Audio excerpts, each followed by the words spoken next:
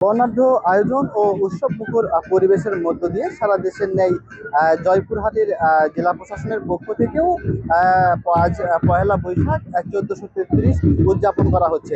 তো এই উপলক্ষে জয়পুরহাট জেলা প্রশাসনের পক্ষ থেকে কিন্তু 2 দিন ব্যাপী এক বৈশাখী মেলার আয়োজন করা হয়েছে। দর্শক, আমরা এই মুহূর্তে অবস্থান করছি জয়পুরহাট যে সার্কিট হাউস ময়দান রয়েছে সেই সার্কিট হাউস ময়দানে।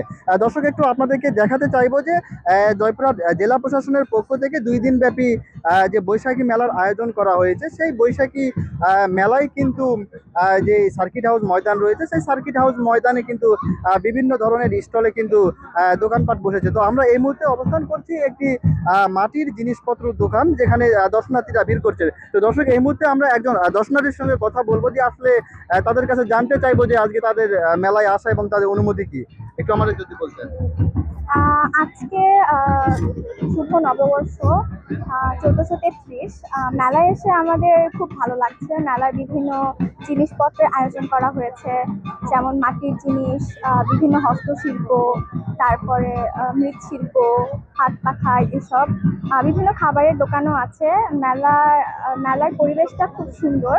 এখানে পাশাপাশি সাংস্কৃতিক অনুষ্ঠানের আয়োজন রয়েছে, যেগুলো উপভোগ করে আমাদের খুব ভালো লাগছে। এখানে নাচ গান, বিভিন্ন প্রোগ্রাম হচ্ছে। মেলায় বিভিন্ন স্কুল থেকে র্যালি করে এসেছে, আমরা আমাদের স্কুল থেকে এসেছি। এসে খুব ভালো লাগছে, মেলার পরিবেশ অনেক। দর্শক, আপনারা শুনছিলেন মেলায় আসা একজন দর্শনার্থী। তিনি যেটি জানাচ্ছিলেন যে আসলে তিনি কিন্তু তার যে সহপাঠী আছে তাদেরকে নিয়ে কিন্তু এই যে মেলায় আসছেন এবং মেলার যে বিভিন্ন স্টল রয়েছে সেই স্টলগুলো পরিদর্শন করছেন। তো আমরা এই মুহূর্তে আরো একজন দর্শনার্থীর সঙ্গে কথা বলবো, তার কাছে জানতে চাইবো যে আসলে আজকে যে পয়লা বৈশাখ উপলক্ষে যে মেলায় আসছেন এবং তার অনুভূতিটা কি, একটু যদি আমাদেরকে বলতেন। জি, মেলায় মানে নতুন বছর আর নতুন বছরের নতুন আমেজ। তো সবাই মিলে মেলায় আসে, খুব ভালো লাগতেছে। স্কুল থেকে আসছি, আশেপাশে অনেক মানুষজন আছে, অনেক রকম জিনিস দেখতে পাচ্ছি, হস্তশিল্প দেখতেছি, সাংস্কৃতিক অনুষ্ঠান হচ্ছে, ভালোই লাগতেছে। সব মিলে আবহাওয়াটাও ভালো, অনেক ভালো লাগছে।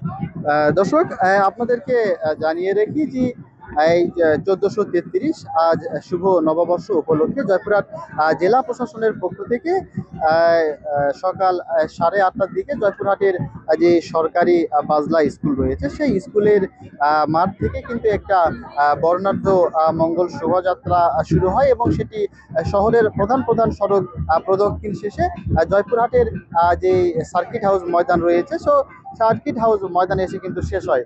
তো দর্শক, এই ছিল জয়পুরহাট থেকে পয়লা বৈশাখ উদযাপন উপলক্ষে সবশেষ খবরাখবর।